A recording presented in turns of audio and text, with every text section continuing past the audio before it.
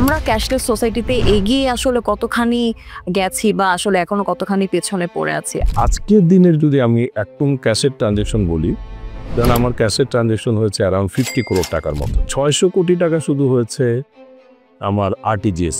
আমরা আসলে এখনও অনেক দূর পিছিয়ে। যেমন আমি দেখি ইংলিশ মিডিয়াম স্কুলগুলো, তারা অলওয়েজ আমাদের টিউশন ফিগুলো ক্যাশে নিচ্ছে, যে তারা তো আসলে এলিট ক্লাস ডিল করে। তো সেই সব জায়গাতে কিছু কিছু জায়গাতে এনফোর্স করা, আমি ধরে নিলাম যে সে ট্রেড লাইসেন্স করবে, তার ট্রেড লাইসেন্সের শর্তের মধ্যে যদি আপনি একটা জুড়ে দেন যে তাকে কিউআর কোড দিতে, তাহলে কী হবে, ব্যাঙ্কগুলোর জন্য ইজি হয়ে যায়। এখন যেমন আমি মার্চেন্টের কাছে যাচ্ছি, তখন কিন্তু মার্চেন্টই আমার কাছে আসবে যে কিউআর কোড লাগবে ভাই। আর জনগণ যখন দেখবে সব জায়গায় কিউআর কোড আছে, তখন সে কিন্তু ইন্টারেস্টেড হবে টু ডু, কারণ মানুষ চায় ক্যাশলেস হয়ে যাওয়ার জন্য। ক্যাশলেস সোসাইটির দিকে প্রতিনিয়ত এগিয়ে যাচ্ছে পৃথিবীর অনেক দেশ, কেননা ক্যাশলেস সোসাইটি আমাদের আর্থিক লেনদেনকে করেছে আরও সহজ, দ্রুত এবং সেই সাথে বেড়েছে স্বচ্ছতা এবং নির্ভরযোগ্যতা। আর এই কারণে পৃথিবীর অনেক উন্নত দেশের সাথে সাথে বাংলাদেশও কিন্তু এদিকেই ধাবিত হচ্ছে। ফলে বর্তমানে বাংলাদেশে আমরা দেখে থাকি যে ইকোনমিতে আসলে ক্যাশলেস সোসাইটির ভালো রকম একটা প্রভাব পড়েছে। কিন্তু আর্থিক অন্তর্ভুক্তিতে এই ক্যাশলেস সোসাইটির, ক্যাশলেস ইকোনমি কতখানি গুরুত্ব রাখছে এবং সেই সাথে আমাদের এইখানটার স্বচ্ছতা, জবাবদিহিতা কিংবা রেকর্ড রাখার যে বিষয়গুলো আছে, সেগুলো আমাদেরকে কি কি নাগরিক সুবিধা দিচ্ছে, সেই সুবিধাগুলোকে কাজে লাগিয়ে আদৌ আমরা অর্থনীতিতে আরও বেশি সবল হতে পারছি কিনা, এই বিষয়ে বিস্তারিত কথা বলবো আমাদের আজকের পর্বে। প্রিয় দর্শক, আমাদের আজকের ইনসাইটস পডকাস্টে সাথে আছে আমি সাদিয়া রোশনি সুজন, এবং আমার সাথে একজন বিশেষ অতিথি আছেন। আজ আমাদের সাথে স্টুডিওতে উপস্থিত আছেন Pubali bank PLC managing director and CEO mister Mohammad Ali. স্বাগতম। কেমন আছেন? আলহামদুলিল্লাহ। বর্তমানে বাংলাদেশ কিন্তু ক্যাশলেস ইকোনমিতে অনেকটাই এগিয়ে গেছে। 2025 সালের টার্গেটের কথা যদি আমরা বলে থাকি, আমরা দেখেছি যে 30% ক্যাশলেস ইকোনমিতে আমাদের একটা টার্গেট ছিল, সেটা বোধহয় অলরেডি আমরা বছরের শেষ করার আগেই পূরণ করে ফেলেছি, বোধহয় আরেকটু এগিয়েও গেছি। সুতরাং যেহেতু ক্যাশলেস সোসাইটি নিয়ে আমরা কথা বলছি, বাংলাদেশের চোখে আমরা ক্যাশলেস সোসাইটিতে এগিয়ে আসলে কতখানি গেছি বা আসলে এখনো কতখানি পেছনে পড়ে আছি, আপনার দৃষ্টিতে কি মনে হয়? আমি প্রথমে একটু মাইক্রো লেভেলে একটা এক্সাম্পল দিই পূবালী ব্যাংকের ক্ষেত্রে। তা আমরা ট্রানজ্যাকশনগুলো যদি ইন টার্মস অফ অ্যামাউন্ট দেখি, লাস্ট ট্রানজ্যাকশনগুলো হচ্ছে আরটিজিএসে, তারপরে ট্রানজ্যাকশনগুলো হচ্ছে বিএফটিএনে, তারপরে হচ্ছে ব্যাচে, মানে অটোমেটিক ক্লিয়ারিং হাউসে, তারপরে ছোটো ছোটো ট্রানজ্যাকশন হচ্ছে ন্যাশনাল পেমেন্ট সুইচে। এটা হলো এক ধরনের ট্রানজ্যাকশন যাচ্ছে। আবার একদম ব্রাঞ্চের বাইরেও ট্রানজ্যাকশন হচ্ছে। ব্রাঞ্চের ট্রানজ্যাকশনগুলো যদি চিন্তা করি, সেটার মেজর কন্ট্রিবিউশন করছে মোবাইল অ্যাপসগুলো।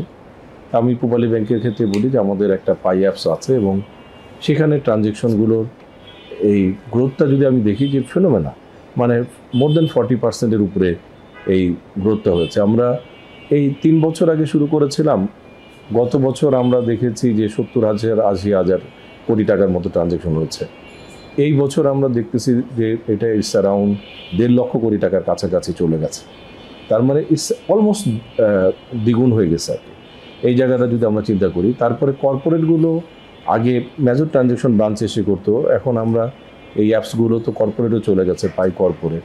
তো এই জায়গায় আজকের দিনের যদি আমি একদম ক্যাশের ট্রানজ্যাকশন বলি, যেন আমার ক্যাশের ট্রানজ্যাকশন হয়েছে অ্যারাউন্ড 50 crore টাকার মতো। মাত্র 600 কোটি টাকা শুধু হয়েছে আমার আরটিজিএসে। তার মানে আমার যদি আজকে সারাদিনের ট্রানজ্যাকশন ধরেন 2000 কোটি টাকার কাছাকাছি হয়, তার 50-60 কোটি টাকা মাত্র এই ব্রাঞ্চের ক্যাশের মধ্যে ট্রানজ্যাকশন হয়েছে। এইটাই কিন্তু এখন বর্তমান সিনারিও। যদিও অসংখ্য কাস্টমার আপনারা কাউন্টারে দেখেন, কিন্তু এক একজন কাস্টমার এখন ট্রানজ্যাকশন করে কত, 25,000 টাকা, 50,000 টাকা, এবং আমরা দেখেছি 50,000 টাকার নিচেই ট্রানজ্যাকশন হচ্ছে ধরেন এই 90%-এর উপরে ট্রানজ্যাকশন।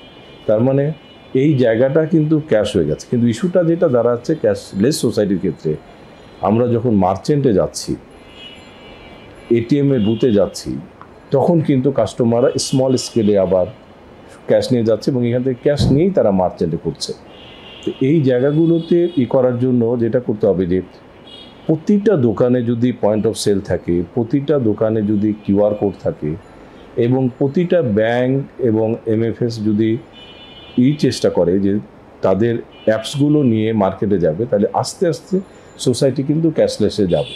কারণ হচ্ছে যে যারা ক্রেডিট কার্ড বা ডেবিট কার্ড ব্যবহার করে দেখবেন যে তারা ক্যাশে খুব অস্বস্তি ফিল করে। কারণ কি, যে আপনি একটা সামান্য কিছু কিনবেন, একটা নোট দিবেন, তার ভাঙতি নিয়ে দেখবেন যে সাংঘাতিক গণ্ডগোল, এবং এই জায়গাগুলো থেকে সব কাস্টমার আসলে বের হয়ে আসতে চায়। তো এই উদ্যোগের ক্ষেত্রেও আমরা যদি বলি যে দেখেন, গত বছর প্রায় 25,000-এর মতো পজ ডিপ্লয় হয়েছে। তা আমরা এটা চিন্তা করে ওয়ার্ল্ড ব্যাংকের পার্সপেক্টিভে আমরা 12,000-এর উপরের পজ মেশিন গত বছর দিয়েছি। তো 50% অফ দ্য ব্যাঙ্কিং ইন্ডাস্ট্রি, মানে পুরো ব্যাংক মিলে পাড়া মিলে যা দিয়েছে আমরা তার অর্ধেক দিয়েছি। কিউআর কোড দিয়েছে 1 লক্ষ। কিন্তু আমার কাছে যেটা মনে হয় যে মানে কিউআর কোডটা যদি if we can exceed 10 lakh and above, আর যদি আমরা মোটামুটি 4 লাখের মতো পজ মেশিন দিতে পারি, তাহলে দেখবেন যে সোসাইটির মধ্যে এইটা হবে। কারণ হচ্ছে আমাদের সোসাইটিটা কিন্তু একটু কমপ্লিটলি ডিফারেন্ট সোসাইটি। মানে আমি কেন বলবো যে দেখেন, অন্যান্য দেশের ক্ষেত্রে যদি দেখেন যে একটা শপিং মল আছে, সেখানেই সব দোকান ডিপার্টমেন্টাল। আমাদের ক্ষেত্রে কিন্তু তা না। প্রতিটা মহল্লায় যাবেন, প্রতিটা মহল্লার নিচে দোকান আছে। এটা কিন্তু পৃথিবীতে খুব কম দেশে ঐতিহ্যবাহী মুদি দোকানের একটা চল আমাদের এটা আছে। তো এখন এই জায়গাতে পজ মেশিনটা হয়তো ব্যাংকের জন্য প্রফিটেবল হয় না, তাহলে কিউআর কোডটা প্রফিটেবল হয়। আবার এই ছোট ছোট ট্রানজ্যাকশনের জন্য যারা ওইখানে আসে, এরা আবার ওই মোবাইল অ্যাপসটা ব্যবহার করে না, কারণ তাদের স্মার্টফোন লাগে। এই ধরনের একটা দোটানার মধ্যে আছে, তখন মানুষ স্বাভাবিকভাবেই ক্যাশ বেস সোসাইটি আমরা দেখছি। তো এই জায়গাটা থেকেও বেসিক্যালি, যেহেতু বড় বড় ডিপার্টমেন্টাল স্টোরটা নাই আমাদের দেশে, ছোট ছোট দোকান দিয়ে সারা এলাকা, মানে যেখানে যাবেন সেটা, এইটাকে কিভাবে কাভার করতে হবে, এটা একটা স্পেশাল উদ্যোগ আসলে নিতে হবে। এটা ব্যাংকে হোক, এমএফএস হোক, বা অর সামথিং একটা, যে জন্য আমরা রিয়েলি এই স্মল ট্রানজ্যাকশনগুলো করতে পারি। আমরা কিন্তু 100% ক্যাশলেস সোসাইটি কোথাও কোনো দেশে এখনো পাইনি। বলা হয়ে থাকে যে সুইডেন অনেকটা এনশিওর করতে পেরেছে, কিন্তু অন্যান্য দেশেও কিন্তু এটা এখনো পর্যন্ত শতভাগ হয়নি। সেক্ষেত্রে আমরা কতখানি পিছিয়ে আছে, আপনার কি মনে হয়?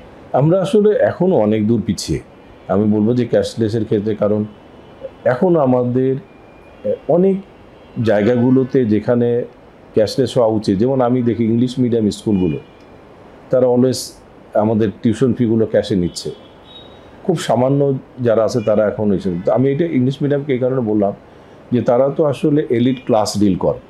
তো সেই সব জায়গাতে কিছু কিছু জায়গাতে এনফোর্স করা, যে যেন তারা বাধ্য হয় যে অ্যাকাউন্টের মাধ্যমে বা মোবাইল অ্যাপসের মাধ্যমে অথবা ফিনান্সিয়াল সার্ভিসের মাধ্যমে। এটি কোনো বিশেষ কারণ আছে, আমি সরি ইন্টারাপ্ট করার জন্য, যে আমরা কিন্তু পাবলিক বিশ্ববিদ্যালয়, জাতীয় বিশ্ববিদ্যালয়, এমনকি প্রাইমারি স্কুলে অনেক ক্ষেত্রে দেখেছি যে বিল পের ক্ষেত্রে মোবাইল অ্যাপ ব্যবহার করে তারা মানে এই সুবিধাটা নিচ্ছে। কিছু কিছু জায়গায় ইংলিশ মিডিয়াম কেন পিছিয়ে থাকছে? মানে আমি এটা দেখেছি, আমি বললাম যে কিছু কিছু জায়গায় আমরা অনিয়ার বিভিন্ন কারণ থাকতে পারে। একটা হচ্ছে কেউ যদি বেসিক্যালি ট্যাক্স ফাঁকি দিতে চায়, তাহলে সে ইনকাম কম দেখানোর জন্য ক্যাশে ট্রানজ্যাকশন করতে পারে।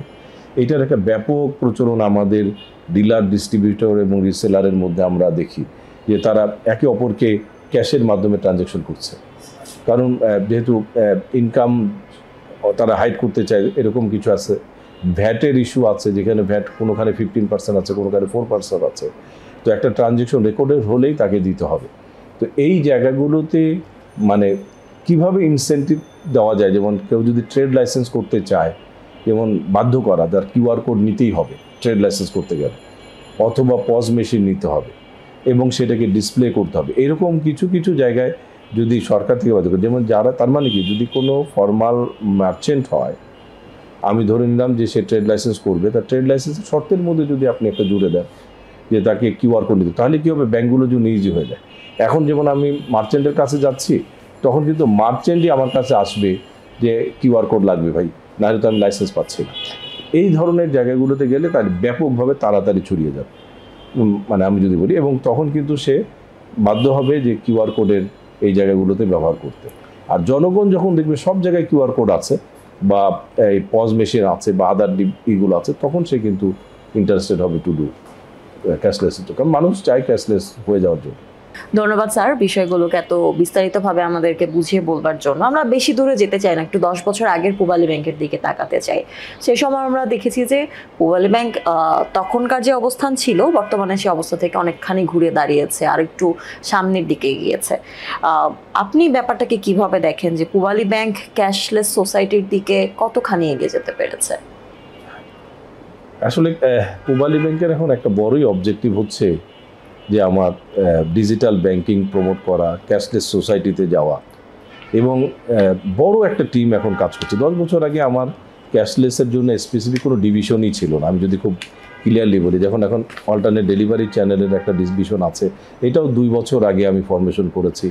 আগে কার্ড অপারেশন, কার্ড বিজনেস একটা ডিভিশন ছিল, মিলে কার্ড ডিভিশন ছিল, এখন কার্ড বিজনেসকে আলাদা করেছি।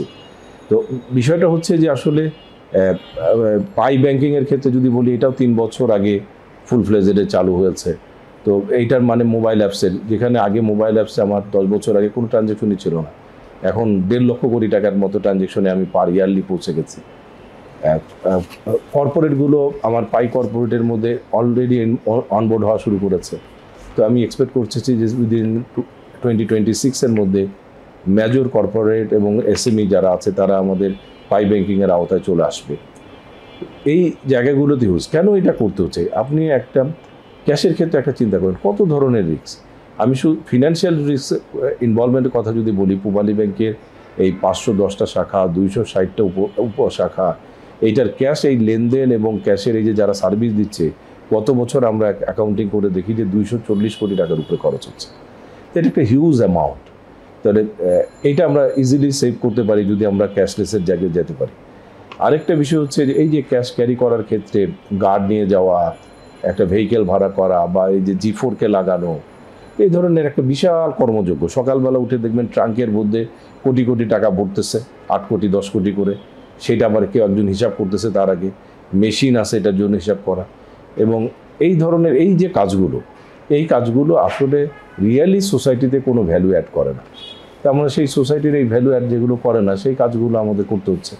রাদার আমরা যদি এইটা আমাদের এই ক্যাশলেসের মতো, মানে অটোমেটেড ট্রানজ্যাকশনের মধ্যে হতো, সব ট্রানজ্যাকশন, ধরেন মার্চেন্টরা পজে করতো বা QR কোডে করতো, অথবা কাস্টমাররা তাদের যে কোনো ফান্ড ট্রান্সফার আমাদের মোবাইল অ্যাপসের মাধ্যমে করতো, অথবা কোনো ডিজিটাল ট্রানজ্যাকশনের মাধ্যমে করতো ব্রাঞ্চে এসে, তাহলে কিন্তু এই ধরনের ইনভলভমেন্ট হতো না। আমি শুধু একটা বলি, যদি এখন RTGS না থাকতো, যেমন আগে RTGS ছিল না, তো আজকে আমার প্রায় 600 কোটি টাকার উপরে ট্রানজ্যাকশন হয়েছে RTGS একদিন। এই 600 কোটি টাকা তো কোনো না কোনোভাবে, RTGS মানে অন্য ব্যাংকে, তাহলে কেউ না কেউ এই যে চেক জমা দিত, 3 দিন পরে চেকটা পেত। তারপরে এই যত ধরনের ডিজিটাল ট্রানজ্যাকশন হবে, আসলে ইকোনমি তত বেশি গতি পাবে। আর ক্যাশের ক্ষেত্রে আসলে রিয়েলি ইকোনমিতে এই ক্যাশটা দিয়ে কোথায় ব্যবহার হচ্ছে না হচ্ছে, এই জিনিসগুলো ক্যাশে পাওয়া যায় না।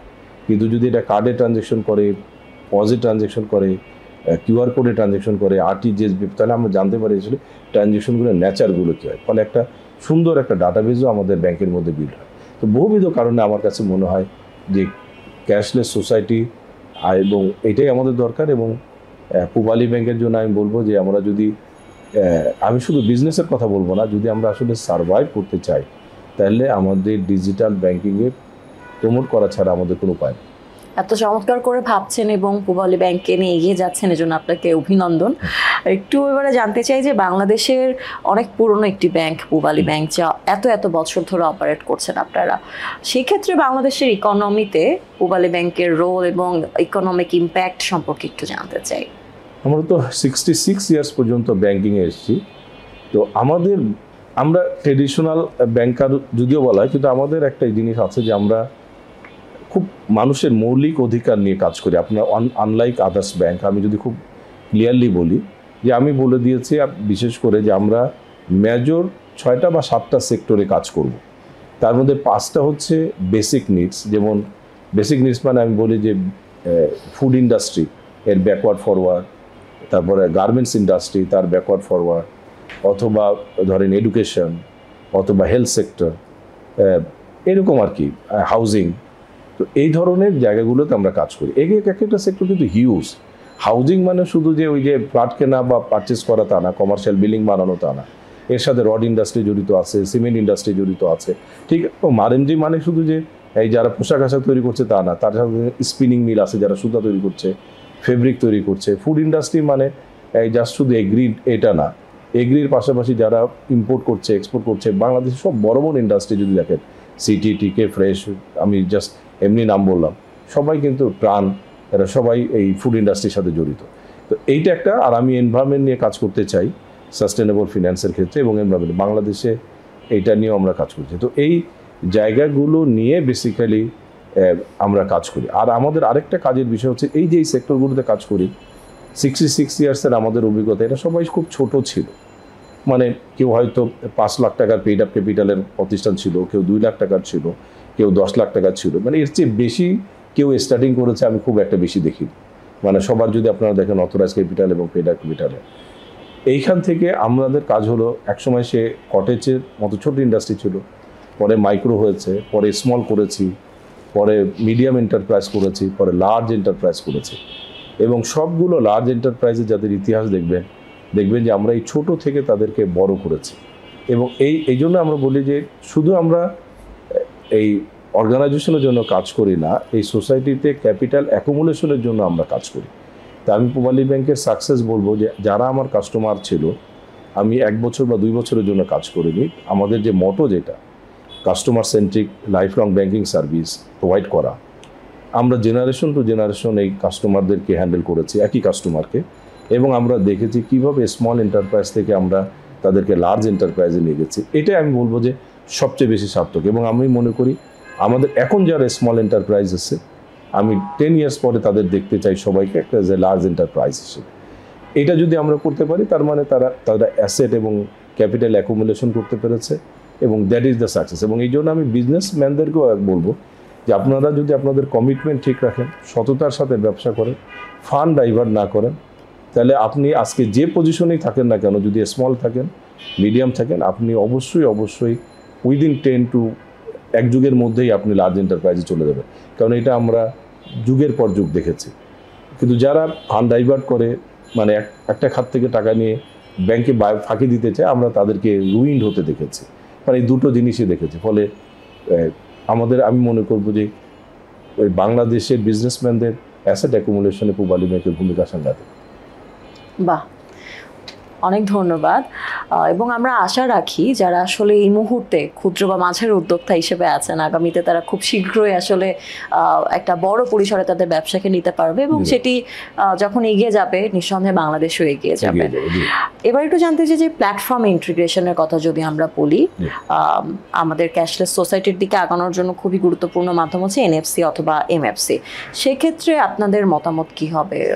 আপনি ব্যক্তিগতভাবে কি মত রাখছেন এখানে? আসলে আপনি যদি ওয়ার্ল্ড ইকোনমিতে সাকসেসের জায়গাটা দেখেন, ইভেন দুবাই দেখেন, দুবাই কি করেছে, সারা পৃথিবীকে একটা কানেক্টিভিটি দিয়েছে বাই এয়ার। এবং ফলে কী হচ্ছে যে সবাই যখন খুব কনভিনিয়েন্ট হয়েছে, দুবাই ইকোনমি কিন্তু ফ্লারিশ করেছে। তো কোনো একটা ব্যাংক বা কোনো একটা এমএফএস সাকসেস তখনই হবে সে যদি সবার সাথে কানেকশন তৈরি করতে পারে। তো পূবালী ব্যাংক এই ক্ষেত্রে আমি বলবো যে সবচেয়ে বেশি সফল, কারণ আমাদের বড় নেটওয়ার্ক, তো সবাই চেয়েছে কানেক্টেড হতে, এবং আমরা সবাইকে কানেক্ট করবো। যে আপনি যদি দেখেন বিকাশ, নগদ, রকেট, ইউপে, মানে শিওর ক্যাশ, আমি সবাইকে বলতে পারতেছি না, যত এমএফএস আছে সবার সাথে। ইভেন এই যে আমি শুনেছি রবি লাইসেন্স পেয়েছে, বা এরাও যখন আসবে আমি সাথে সাথে কানেক্টেড হয়ে যাব। কারণ কানেক্টেড হয়ে যাবে, অনেকে মনে করে যে যদি কানেক্টেড হয়ে যায় তাহলে তো আমার ডিপোজিট হয়তো চলে যাবে, বা সে একটা অ্যাডভান্টেজ পাবে। বাট সে ছোট হোক বড় হোক, আমি যেটা বিশ্বাস করি যে কানেক্টিভিটির মাধ্যমেই বেসিক্যালি ডেভেলপমেন্ট। যেমন আমার একটা মেজর রেমিটেন্স এখন আসে বিকাশের সাথে কানেক্টিভিটির কারণে। মানে তার মানে যত ধরনের ইভেন ইন্টারন্যাশনাল মার্কেটের আমরা অ্যাপসের সাথে কানেক্টেড হয়েছে, আমরা দেখেছি যে আমাদের রেমিটেন্স বেড়েছে। এবং শুধু এই বছরই আমরা দেখলাম যে 100%-এর উপরে রেমিটেন্স বেড়েছে। যদিও কান্ট্রি রেমিটেন্স বেড়েছে, কিন্তু আমাদের রেমিটেন্স বেড়েছে 100%-এর উপরে। আমি এইটার একটা বড় ক্রেডিট দিব হচ্ছে যে আমি সারা বাংলাদেশের যত এমএফএস আছে সবার সাথে কানেক্টেড হয়েছি, এবং দেশের বাইরে যারা অ্যাপস দিয়ে মোবাইল রেমিটেন্স কালেক্ট তাদের সাথে কানেক্টেড হয়েছে। আমি মনে করি সমৃদ্ধি এবং কানেকশন, এটা যেমন কোনো বিজনেস করতে গেলে যেমন ইন্ডিভিজুয়াল কানেকশনের দরকার হয় এবং সেই জিনিসটা লাগে, কানেকশন ছাড়া খুব ভালো বিজনেসম্যান কেউ হইতে পারে না। ঠিক সেরকম ব্যাঙ্কগুলো যদি ফিনান্সিয়ালি সাউন্ড হতে চায়, ক্যাশলেস করতে চায়, তাদের কানেকশন নিতেই হবে এবং সবার সাথে যে কানেকশন তৈরি করতে পারবে সিমলেস হবে, সেই সাকসেস হবে। এবং এই সাকসেসফুল হবার পেছনে অনেক গুরুত্বপূর্ণ একটা পদচিহ্ন বোধহয় পূবালী ব্যাংক অলরেডি এঁকে ফেলেছে। বাংলাদেশের সাথে অন্যান্য আন্তর্জাতিক ব্যাংকগুলোর যে সুসম্পর্ক সেটিও আসলে আমাদেরকে অনেকাংশে এগিয়ে নিয়েছে আমি বলবো। আমরা আমাদের পডকাস্টে একদমই শেষ পর্যায়ে চলে এসেছি, যেহেতু আজ আমরা আসলে ক্যাশলেস সোসাইটি নিয়ে কথা বলছি। সবশেষে জানতে চাই যে পূবালী ব্যাংক ক্যাশলেস সোসাইটি নিয়ে কি চিন্তা করছে, কি ভবিষ্যৎ পরিকল্পনা করছে, এবং সেক্ষেত্রে এই মুহূর্তে আপনারা আরও কি কি কাজ নিয়ে ভাবছেন যেটি খুব শীঘ্রই আমাদের গ্রাহকদের সামনে আসবে? আমাদের এখন 2-3টা মেজর প্রজেক্ট, যেটা ভিজিবল হবে 26-27-এ।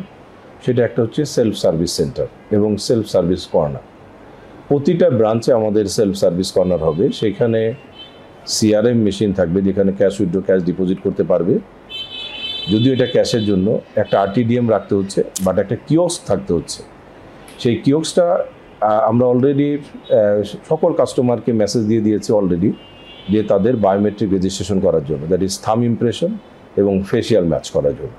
এইটা বাংলাদেশে ফার্স্ট ইজ দিস কাইন্ড, এবং এটা পেপারেও আমরা অ্যাডভার্টাইজমেন্ট দিব যেন সকল কাস্টমার উদ্বুদ্ধ হয়। কারণ কাস্টমার যখন তাদের ফেস বায়োমেট্রিক রেজিস্ট্রেশনটা করবে, আমরা সকল জায়গায় কিওস্ক দিয়ে দেবো। মানে এটা শুধু যে আমরা এটিএম বুথে কিওস্ক দিয়ে দেবো তা না, আমাদের ব্রাঞ্চে কিওস্ক দিব তা না, আমরা কর্পোরেট অফিসগুলোতেও কিওস্ক দিয়ে দিব।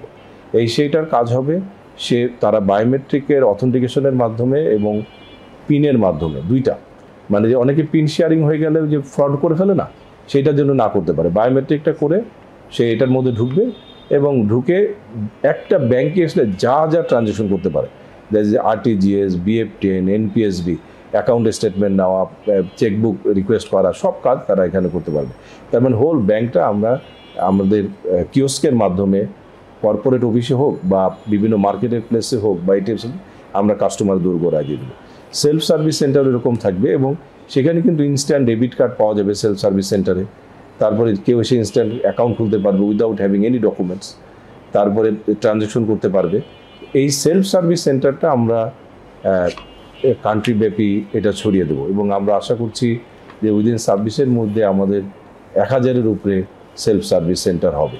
এটা আমাদের একটা মোটামুটি একটা টার্গেটের মধ্যে আমরা আছে এবং কিওস্কটা আমাদের যত কর্পোরেট অফিস আছে সব জায়গায় দিয়ে দেবো, যেন তাদের যে এমপ্লয়িরা তারা যেন তাদের ওইখানে বসে করতে পারে। কারণ আমরা যে যাদের সাথে আমাদের লেনদেন, তাদের এমপ্লয়ি অ্যাকাউন্ট আমাদের সাথে আছে ম্যাক্সিমাম ক্ষেত্রে। তাই তারা যদি সেখান থেকে করে, তাহলে আমার ব্রাঞ্চে আর আসতে হচ্ছে না। ব্রাঞ্চে শুধু আসতে হচ্ছে না, তারা ক্যাশলেস সোসাইটির দিকেও ধাবিত হচ্ছে।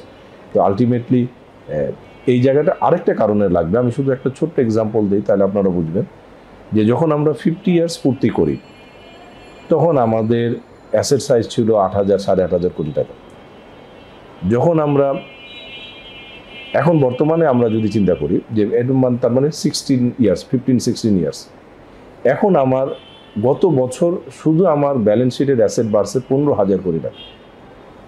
তার মানে 50 বছরের অ্যাসেট অ্যাকুমুলেশন ছিল 8,500 কোটি টাকা, আর এখন এক বছরে অ্যাসেট অ্যাকুমুলেশন হচ্ছে 15,000 কোটি টাকা গত বছর হয়েছে। তার মানে দ্বিগুণ। এইটা যদি 50 বছর পূর্তিতে যে সিস্টেম টেকনোলজি ছিল সেটা যদি থাকতো, তাহলে এইটা কোনোদিনই এই অ্যাচিভমেন্টটা করা যেত না।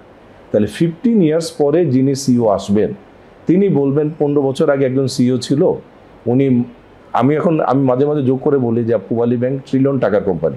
আমেরিকানরা যারাই আসে তাদেরকে বলি আর কি, যত জেপি মর্গান থেকে শুরু করে, যে ভাই আমি কিন্তু ট্রিলিয়ন টাকার কোম্পানি আর আপনি ট্রিলিয়ন ডলারের কোম্পানি, পার্থক্য শুধু টাকা আর ডলারে। এই জায়গাটাতে শুধু আপনার সাথে আমার পার্থক্য, আপনি $5,00,000 লোন দেন, আমি 5 লাখ টাকা লোন দিই, এই হলো পার্থক্য। But complexity is more here, কারণ হচ্ছে এখানে আমার ডাটা নাই ঠিক মতো, সারা বাংলাদেশে রেটিং নাই। বাট এগুলো সবগুলো অর্ডস, আমরা পলিটিক্যাল অর্ডস, সোশ্যাল অর্ডস, এইসব করে হ্যান্ডেল করে আমাদের এই জিনিসটা ডিল করতে হয়, যেটা আপনাদের কম। এখন 15 বছর পরে সে কিন্তু বলবে যে আমি 1 বছরে ট্রিলিয়ন টাকা অ্যাসেট ক্রিয়েট করি বা 2 ট্রিলিয়ন টাকা অ্যাসেট ক্রিয়েট করি। তো এই যে সে 1 বছর, 15, 20, 16 বছরে, আমি মনে করি না আমাদের যে বর্তমান প্রযুক্তি আছে সেই প্রযুক্তি দিয়ে বছরে 2 ট্রিলিয়ন 1 ট্রিলিয়ন অ্যাসেট ক্রিয়েট করা সম্ভব। তার মানে এই জায়গাটাতে ব্যাপক পরিবর্তন আসবে, সেটা ফিনটেকের মাধ্যমে হোক এবং সেটা ফিনটেক অ্যাডাপশনের মাধ্যমে হোক বাই দ্য ব্যাংক। এটা লাগবে কারণ হচ্ছে কাস্টমার আমাকে আমার অ্যাসেট আমার কাস্টমাররাই ক্রিয়েট করে দেবে। তার মানে যদি ব্রাঞ্চে আসতে হয় তাহলে এই সাপোর্ট দিয়ে ট্রিলিয়ন টাকার কোম্পানি করে দেবে। তার মানে আমার যে এই 18 কোটি লোক যে যারা থাকবে সেই সময় যদি 20 কোটি লোক থাকে, তারাই নিজেরাই ট্রানজ্যাকশন করে করে আমার অ্যাসেট ক্রিয়েট করতে হবে। তার মানে অল কানেক্টিভিটি আমার সিস্টেম তাদের হাতে থাকতে হবে এবং তাদের যখন যেটা দরকার হবে তারা এফডিআর খুলবে, তাদের ওইখান থেকে বসেই সব কিছু করবে। ফলে আমার লোক যেন কাজ করতে না হয়, আমার লোক কাজ করে ট্রিলিয়ন টাকা হবে, তাহলে কত হাজার হাজার লোক লাগবে। এবং আরেকটা এক্সাম্পল দিই, 8,500 কোটি টাকা যখন আমাদের ছিল অ্যাসেট সাইজ ছিল, তখন আমার লোক ছিল 9,500। এখন ট্রিলিয়ন টাকার কোম্পানি, এখন আমার লোক হচ্ছে 11,000, মাত্র 1,500। তো এই জায়গাগুলোতে বিষয়টা ঠিক এখন দেখা যাবে যে তখন আমি 2 ট্রিলিয়ন বাড়াচ্ছি টাকা বা 1 ট্রিলিয়ন টাকা বাড়াচ্ছে 15, 16, 20 বছর পরে, কিন্তু লোক দেখা যাবে 12,000, 13,000 এরকমই হচ্ছে। তো এই জায়গাটাতে basically we have to work on it. কারণ আজকে যারা আমরা আছি আমাদের ভবিষ্যৎকে তাদের হাতে সেই সিস্টেমে ছেড়ে দিতে হবে, এটুকু আমি মনে করি। ফলে ফিনটেক অ্যাডাপ্ট সবাইকে করতেই হবে, এর কোনো ব্যতিক্রম নেই। যেহেতু আসলে ফিনটেক অ্যাডাপশনের কথা আসছে এবং এমএফএস এর কথাও এলো, আমি ছোট্ট করে একটু জানতে চাই যে বর্তমানে এমএফএস এ একটা লিডিং জায়গা নিয়ে আছে আসলে বিকাশ।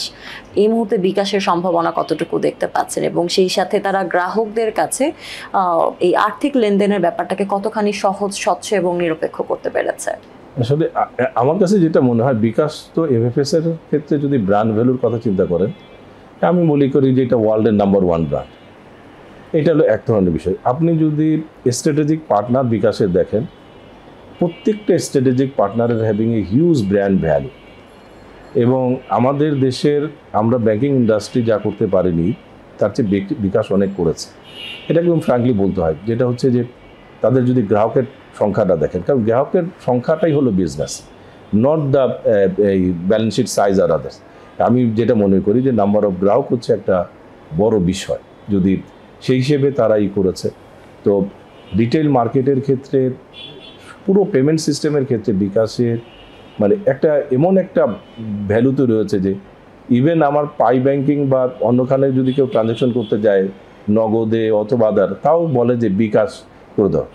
মানে এক্সাম্পল, আমাকে একবার বললো যে এরকম ওই অ্যাকাউন্টে টাকা পাঠায় দাও, বিকাশ করে দাও, আমার মিসেসই বলছে। তা আমি দেখি ওইটা পূবালী ব্যাংকের অ্যাকাউন্ট এবং আমাকে বলতেছে আমার অ্যাকাউন্ট থেকে পাই ব্যাংকিং থেকে বিকাশ করে দাও, আরে বিকাশ করে দাও। এটা এই ধরনের ইস্যুগুলো রয়ে গেছে। এবং আমি দেখেছি যে আমি কিউআর কোড দিছি, বলতেছে যে ওই যিনি মার্চেন্ট তিনি বলতেছে যে বিকাশের কিউআর কোড এটা, অথচ লেখা আছে পূবালী ব্যাংক। তো এই ধরনের জায়গাতে বিকাশ আসলে রিয়েলি একটা হিউজ পজিশন নিয়েছে এবং বিকাশ ডিজিটাল ব্যাংকিং এর লাইসেন্স পেয়ে গেলে, বাজাজ পেয়ে গেলে, that will have huge impact in the society and in the banking industry.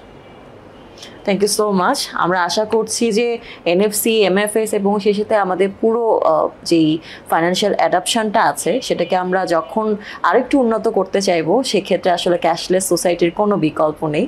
আপনাকে অনেক ধন্যবাদ আপনার কর্মব্যস্ত সময় থেকে কিছুটা সময় আমাদের আজকের ফিনসাইটসে দেওয়ার জন্য। Thank you very much.